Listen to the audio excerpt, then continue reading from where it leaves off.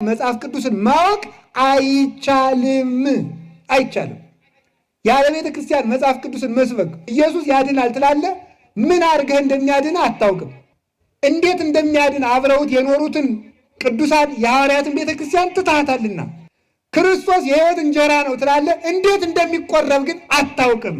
ስለዚህ ስብከት ሁሉ ተረት ነው ማለት ነው። የእግዚአብሔርን ወግ ያልያዘ የዲያብሎስ ተረት፣ የአጋንንት ትምህርት፣ ጉሳተ ልብ፣ የልብ ቅርሻት፣ በአፍ ብቻ የሚነገር ውሸት ነው። የውሸት ስብስብ ነው። እኛ በሐዲስ ኪዳን የኢየሱስ ክርስቶስ ካህናት ነን። ክህነት እንዴት እንደሚሰጥ አታውቅም። ስለማታውቅም የለም። እንዴት እንደሚደረግ አያውቅም። እጠመቃለሁ ትላለህ። በምን እንደምትጠመቅ አታውቅም። አንዳንዱ በኢየሱስ ስም ዝም እየተጠምቅ ያለ ይላል። እንዲሁ አይደረስ እኮ ነው። ልብ ወለድ እኮ ነው።